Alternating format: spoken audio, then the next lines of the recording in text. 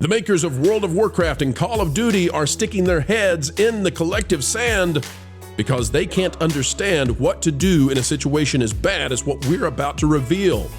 An employee with Activision Blizzard saying things that are horrifically bad. And not only that, but the president of the company putting out statements that are in direct contrast and contradiction to what the Trump administration is demanding. Today, we'll tell you why Activision Blizzard may only have a few moments left to correct the ship.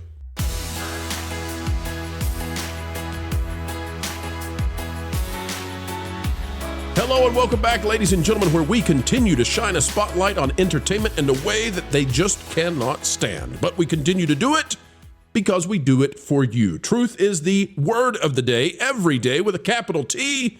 And we're happy that you're here to dive in with us. Without further ado, let's click the like button and we'll tell you why the maker of many of your favorite games has gone fully and totally insane, and it's not looking good for the big brains in charge of the C-suite and the executive offices. Out of that Park Place, it says Call of Duty developer Activision Blizzard, and we might throw in Diablo 4, Overwatch 2. We can throw in all of these different things that they're in charge of. Doubles down on DEI as U.S. DoD reverses course, but this, of course, is not even close to how spicy it's about to get. While major corporations like Walmart and Amazon have disbanded their diversity, equity, and inclusion initiatives, and President Donald Trump has officially ended DEI programs at the federal level, Call of Duty developer Activision Blizzard president Rob Kostich, did I say that right, guys? Is it Kostich or Kostich? Appears determined to buck the trend. In a company-wide email, he reinforced the company's unwavering commitment to DEI despite growing skepticism among the gaming community and a broader cultural shift against these ideologies in a post to the company's Slack. And let's take a look at that right now, folks. Here's what we've got from Grums.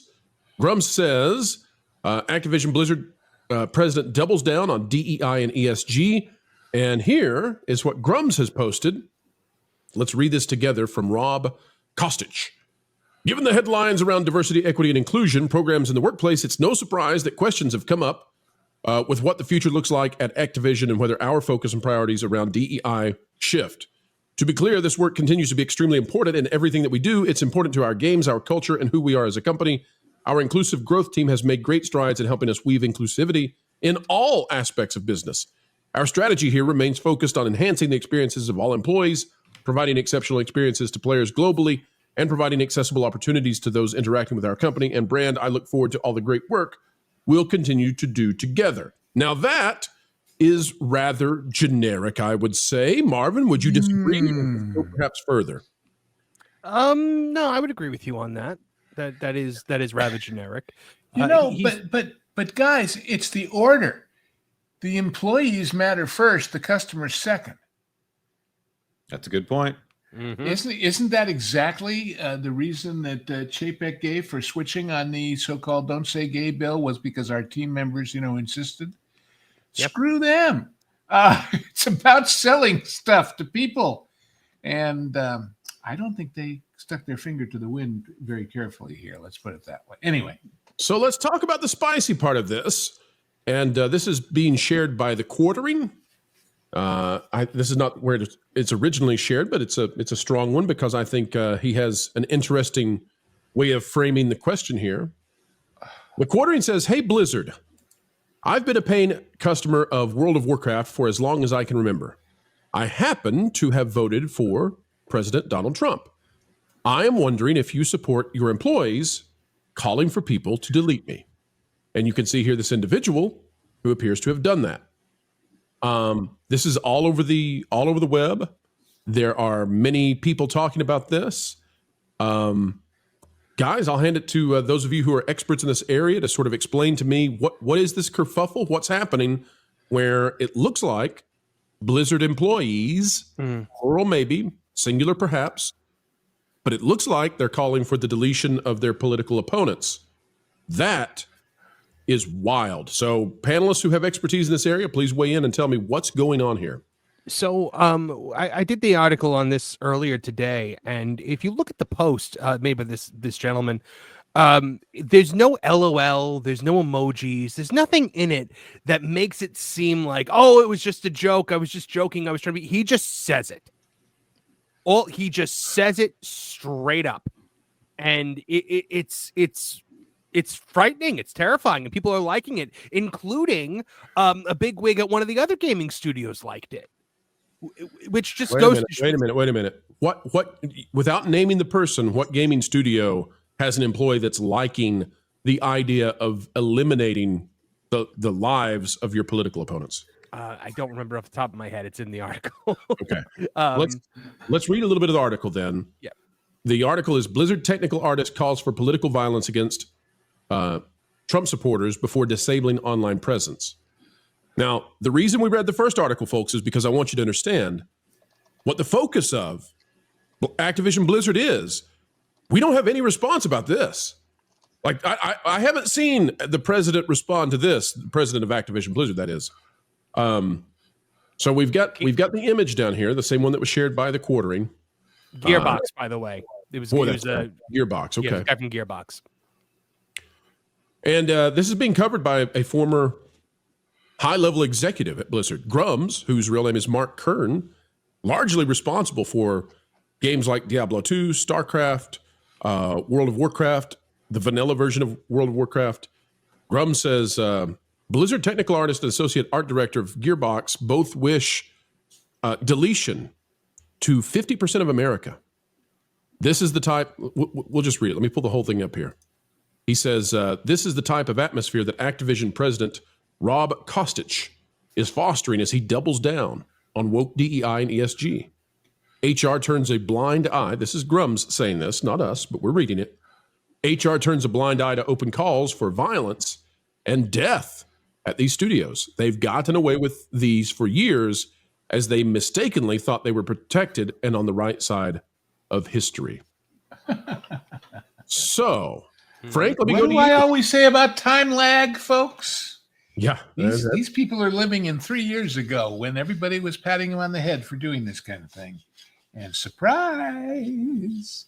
So, Frank, do you believe, based on your understanding of the industry, will this go unanswered, or do you think this is so bad that even Blizzard, which is part of Les Resistance, do you think Blizzard is going to have to say, no, we're letting go of people who say these things?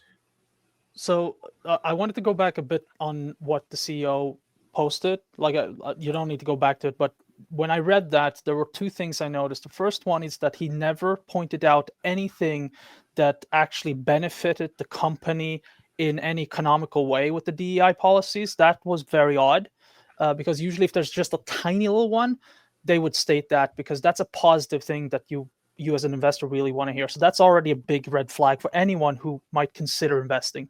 The second is going back to your question about whether Activision will do anything about this person who called for the, unaliving of certain supporters.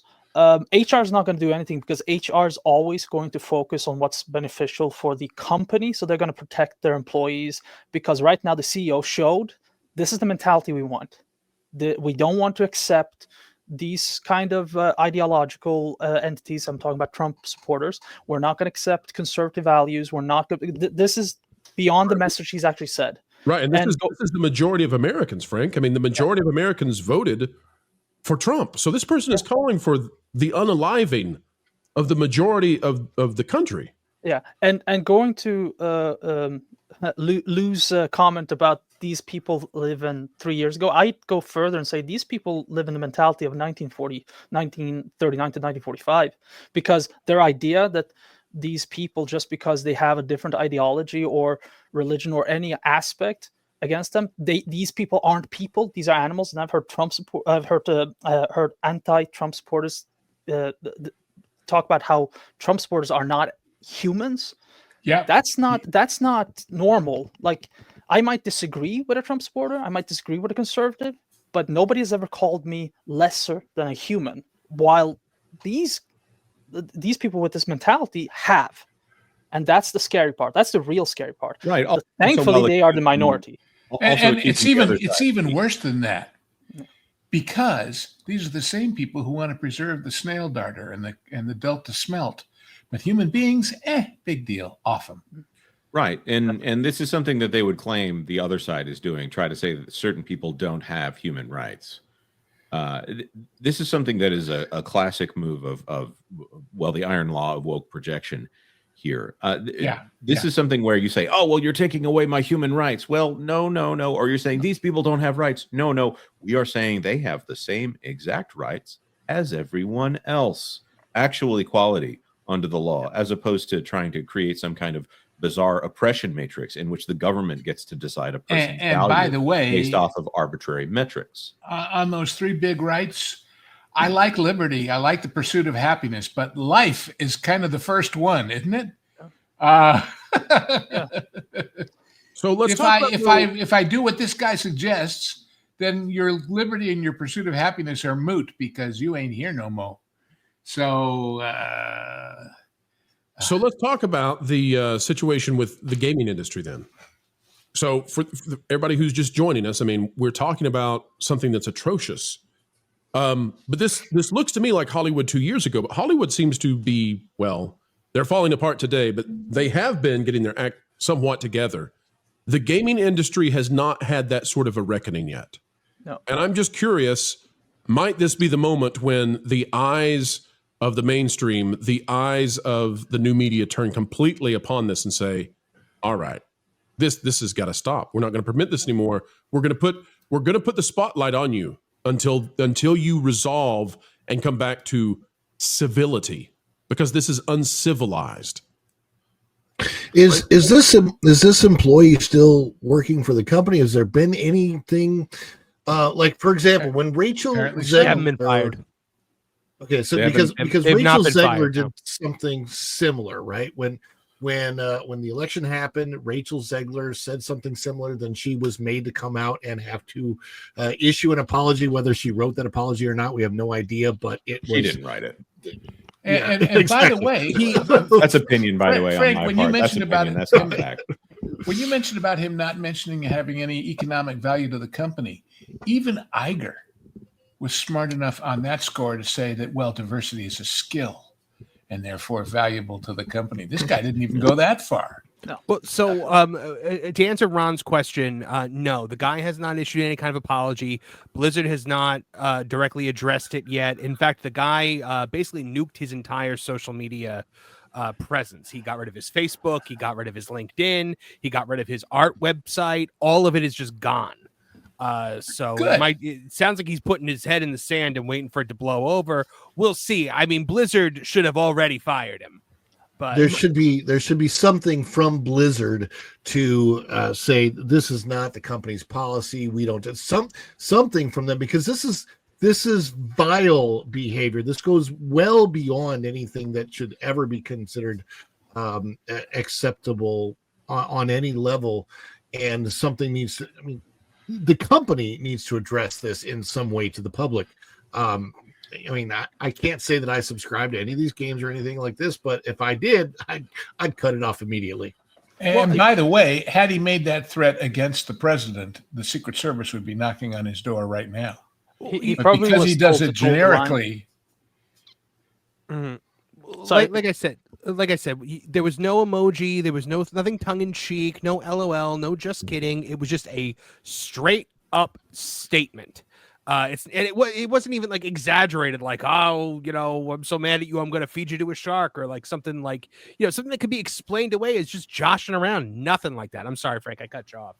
No, I said he probably had somebody toe his line, which is why he nuked everything. But that's the best that they'll probably do, because now you're going to hear silence, and they hope it's going to go away on its own. Because if they respond to it, it's going to be picked up by legacy media. If the legacy media picks it up, then actual let's say investors are going to read it, because to get to the truth of this, you got to read everything.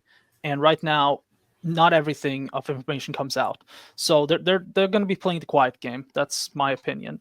And I wanted to go back on one thing about you stated that the film industry is trying now to change and doing better. And I agree with you. When it comes to the game industry, it's going to take another year, in my opinion, because it takes 4 to 5 years to develop a game. And that, idea, that ideology is ingrained in 5 years. Like film takes a year or two to maybe make. I mean, a year if you're fast, and so that can change very fast. But games, nah. There are still people who is working in game companies who has this ideology, and that's not going to be rooted out yet until major losses. And that's not going to happen until the next batch of games is coming out this year. 2026 is when I think we will probably see a much more grounded ease about this woke stuff and going away. That's when I think that's going to happen. Well, folks, we'll be watching to see what happens with the situation when you have deranged individuals who are working in your company, and when you have your former lead developers. Mark Kern, aka Grums, he was the project lead on World of Warcraft. He should be on the Mount Rushmore of game developers. When he's calling you out, when he's calling out the company that he made his name with, and he's saying, hey, you might not want to call for the mass deletion of your political opponents. Maybe don't have those kinds of employees in your business. Something's got to be done. And all we can do is shine a spotlight on it. But Blizzard and Activision, they have been so wayward for so long. And it's time to clean house over there. They are Disney of the video game industry, and I hope things get fixed as soon as possible. Bro, let's not forget who owns Blizzard Activision is Microsoft. Oh, listen, we've said on the channel, the two companies we think so far have come out and basically said we're going to fight Trump, we're going to fight, these DEI reductions or this return to non-discrimination. Now, this is my opinion, folks. I'm allowed to have one. It's speculative on my part. But the two companies that I see as being part of Les Resistance, Disney, Microsoft. That's it. And so, it's going to be interesting watching them battle it out. But battle they shall. Helping Hollywood produce a product that you want to consume. That's what we do each and every day, folks. And this time, it's time to, say goodbye. We know, but don't cry. No, for we will have more videos on the way. We love to bring those videos and that information. And by the way, if you'd like even more, consider going to the Patreon page. It's www.patreon.com/WDWPro. It's where we put out stuff exclusively there that we simply can't put out in other places for whatever reason, be it because it's too spicy or because, perhaps we're working to corroborate it. But you can find out things early and first over there. Folks, we surely have had a great time spending time with you. Consider clicking that like button, share, subscribe, click it, and stick it to those pesky algorithms. It is the notification bell, and drop a comment right on down below. Until the next time, keep learning, keep growing, and keep having fun.